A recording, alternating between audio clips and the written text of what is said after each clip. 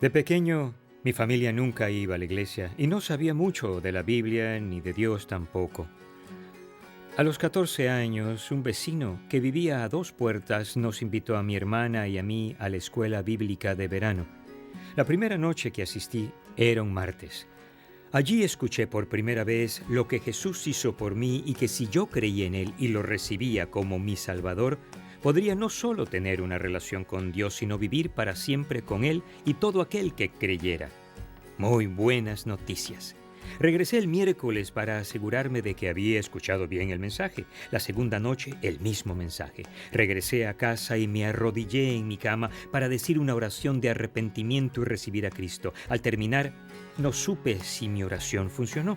Decidí regresar el jueves y entre el servicio de jóvenes y el general me acercaría a alguien para pedirle que me ayudara, a alguien que me dejara hacerlo oficial. Decidí acercarme a Pablo Vilar, un maravilloso y corpulento hombre italiano. Elegí a Pablo Vilar por 2 razones. La primera era el capitán del autobús de la iglesia que nos recogía a mi hermana y a mí y a otros niños cuyos padres no iban a los servicios. Pensaba que tenía cierto tipo de relación con él. La segunda, en la iglesia lo citaban mucho. El predicador de jóvenes afirmaba: Pablo dijo: hermanos, tomando en cuenta la misericordia de Dios, les ruego que cada uno de ustedes en adoración espiritual ofrezca su cuerpo como sacrificio vivo, santo y agradable a Dios. Recuerdo que miraba hacia atrás y veía a Pablo Vilar cerca de la pared trasera y pensaba, él no habla así en el autobús, pero debe ser el tipo al que referirse, siempre lo citan. Desde luego, hacía alusión al apóstol Pablo, no a Pablo Vilar, pero yo no tenía ni idea. La Biblia era nueva para mí. Quizás te sientas del mismo modo ahora o al menos recuerdas cuando te sucedía lo mismo. Esto nos lleva a la siguiente pregunta clave. ¿Cómo estudio la palabra de Dios?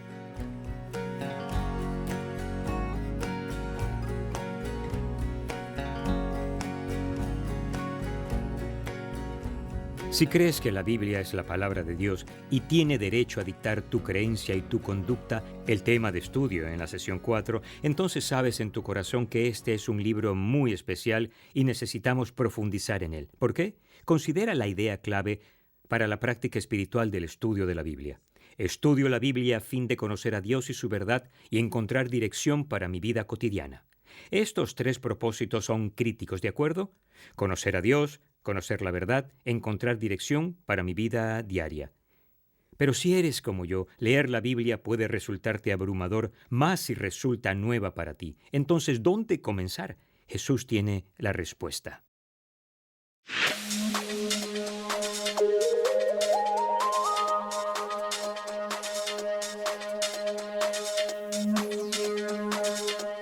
Jesús con frecuencia atraía a inmensas multitudes de todos los lugares para oírle enseñar. Un día, él estaba sentado junto a un lago, y la multitud que lo rodeaba era tan grande que se subió a una barca y se sentó frente a todas las personas que se encontraban en la orilla.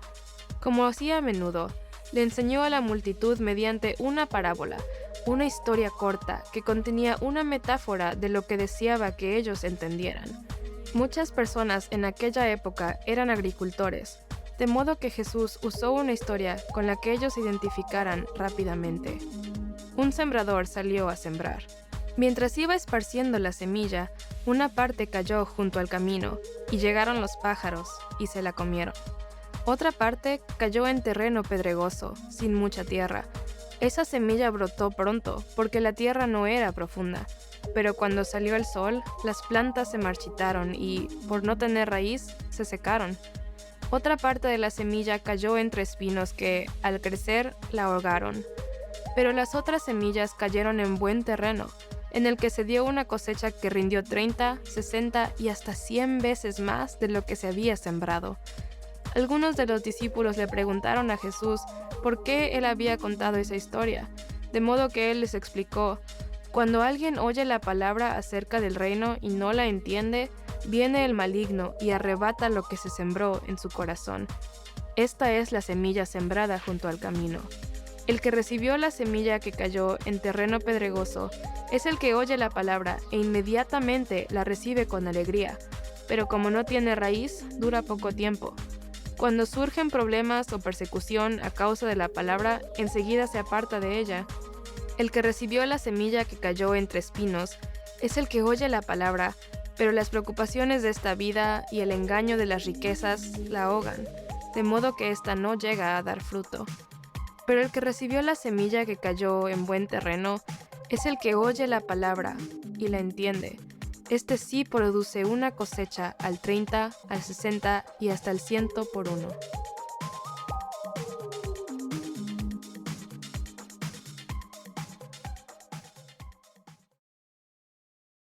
Jesús le enseñaba a la gente. Se reunieron muchas personas en una pradera junto al lago. Él se subió a una pequeña barca separándose para que todos pudieran verlo y escucharlo. Un sembrador salió a sembrar. Mientras iba esparciendo la semilla, una parte cayó junto al camino, y llegaron los pájaros y se la comieron. Otra parte cayó en terreno pedregoso sin mucha tierra. Esa semilla brotó pronto porque la tierra no era profunda, pero cuando salió el sol, las plantas se marchitaron y por no tener raíz se secaron. Otra parte de la semilla cayó entre espinos que al crecer la ahogaron, pero las otras semillas cayeron en buen terreno, en el que se dio una cosecha que rindió 30, 60 y hasta 100 veces más de lo que se había sembrado. El que tenga oídos, que oiga. ¿Y qué significa todo eso para mí? Bueno, Jesús nos lo dice. Algunos son como la semilla que cae junto al camino donde está la palabra de Dios. En cuanto la oyen, Satanás se las arrebata. Personas con el corazón endurecido, gente que no cree en Jesús.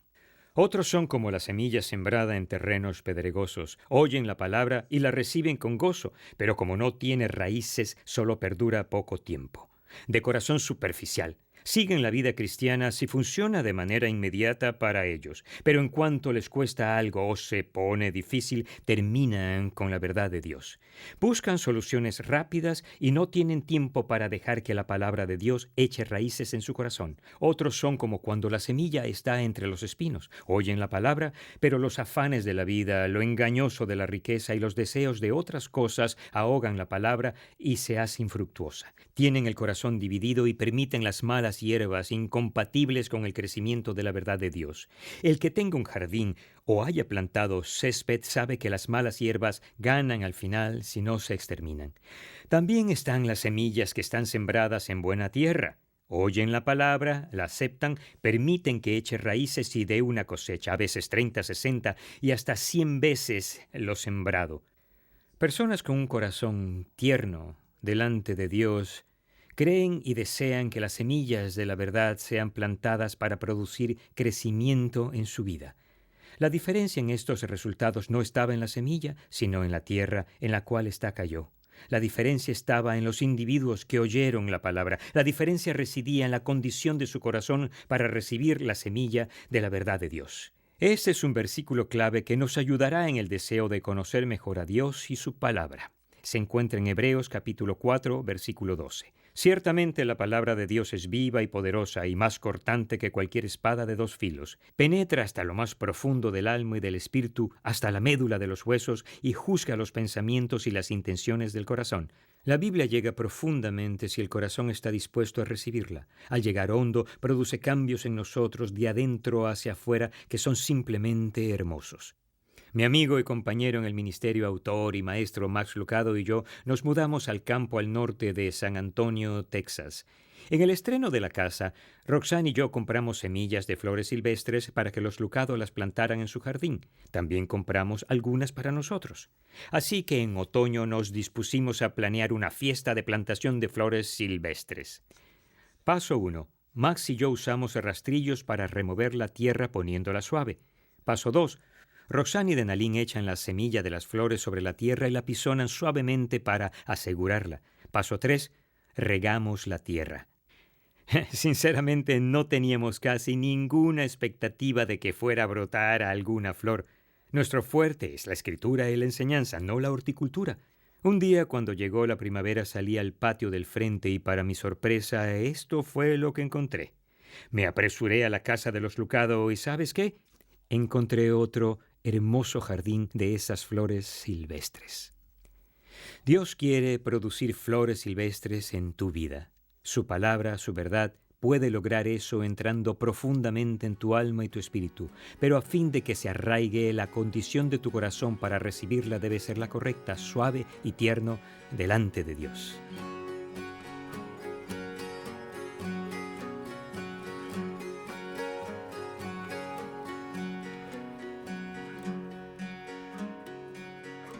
¿Cómo llegamos a ser como esa tierra preparada para recibir la semilla de la palabra de Dios? Quizás esta aplicación sea la más importante de todas. Primero, mantén tu corazón suave y receptivo a las palabras de Dios. La segunda aplicación es muy práctica. Debes entender la historia de la Biblia. Una de las razones por las que las personas batallan con la Biblia es por su organización. La Biblia es solo una gran historia de amor de principio a fin, pero no está organizada cronológicamente para leerla como historia, sino por temas. Si tomas tu novela favorita y comienzas en el capítulo 9, sería difícil entender lo que sucede en cuanto a la historia, personajes y tema general. Lo mismo pasa con la Biblia. Si no conoces la historia grandiosa de la Biblia, quiero recomendarte que leas la historia. La experiencia de la historia está organizada como el proyecto Creer y te ayudará a entender, quizás por primera vez, esta grandiosa historia que Dios nos relata. Cuando comprendas esta historia podrás comenzar en cualquier lugar de ella y extraer increíbles aplicaciones para tu vida. Visita www.laverdaderahistoria.net para más información. Una tercera manera en que podemos aplicar esta idea clave a nuestra vida es estudiando la palabra de Dios en comunidad. Estudiar en comunidad no solo te dará el compromiso para mantenerte haciéndolo, sino que tendrás a compañeros viajeros con quienes dialogar y de quienes aprender. Muchos de los que ahora me escuchan lo hacen ahora en grupo. Bien hecho. Sigan adelante. La cuarta, que es la última, pero quizás la más importante, consiste en memorizar la palabra de Dios. No solo estudies la palabra de Dios, memorízala. Considera la pasión del salmista. En mi corazón atesoro tus dichos para no pecar contra ti.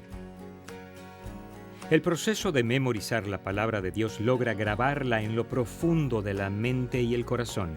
Un buen lugar para comenzar es memorizar las ideas clave con los versículos de que hablamos. ¿Quieres flores como resultado en tu vida? Necesitas participar en la práctica continua del estudio de la Biblia para conocer a Dios, su verdad y encontrar dirección para tu vida diaria. Ahora quizás no percibas la diferencia entre Pablo Vilar y el apóstol Pablo. Está bien, solo sumérgete en la Biblia con un corazón tierno y planea participar en un buen grupo con otros compañeros. Y ya pronto la palabra de Dios echará raíces día a día y tendrás flores.